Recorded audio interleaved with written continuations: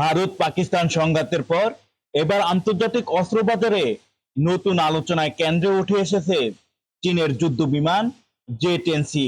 বিশ্লেষকদের মতে এই সংঘাতের পর চীনের তৈরি যুদ্ধ বিমান, ক্ষেপণাস্ত্র এবং সমন্বিত বিমান প্রতিরক্ষা ব্যবস্থার প্রতি বিশ্বের বিভিন্ন দেশের আগ্রহ উল্লেখযোগ্যভাবে বেড়েছে। প্রতিরক্ষা বিষয়ক গণমাধ্যম ডিফেন্স সিকিউরিটি এশিয়ার প্রতিবেদনে বলা হয়েছে, 2025 সালের ভারত পাকিস্তান সংঘাতের অভিজ্ঞতা অনেক দেশের সামরিক পরিকল্পনায় নতুন করে প্রভাব ফেলেছে।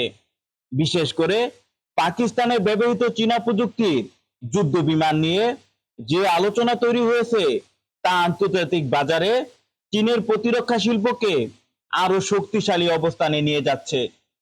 প্রতিবেদনে আরো বলা হয়েছে, চীনের রাষ্ট্রায়ত্ত বিমান নির্মাতা প্রতিষ্ঠান এভিআইসি চেংদু এয়ারক্রাফট কোম্পানির আর্থিক প্রবৃদ্ধি এই বাড়তি চাহিদার ইঙ্গিত দিচ্ছে। অনেক দেশ এখন শুধু কাগজে কলমের প্রযুক্তি নয়, বাস্তব সংঘাতে ব্যবহার করা অভিজ্ঞতাকে অস্ত্র কেনার ক্ষেত্রে গুরুত্বপূর্ণ বিবেচনা করছে।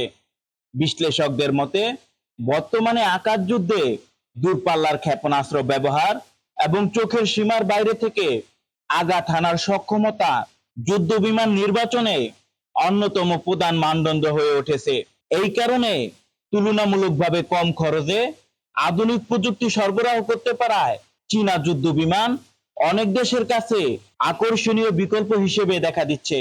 ফলে ইন্দো প্যাসিফিক থেকে শুরু করে মধ্য প্রাচ্য পর্যন্ত বিভিন্ন অঞ্চলে যুদ্ধ বিমান কেনার পরিকল্পনায় নতুন পরিবর্তনের আভাস মিলছে। একই সঙ্গে পশ্চিমা নির্মাতারাও এখন মূল্য, প্রযুক্তি ও সক্ষমতার দিক থেকে নিজেদের প্রতিযোগিতামূলক অবস্থান আরো শক্তিশালী করার চ্যালেঞ্জের মুখে পড়েছেন।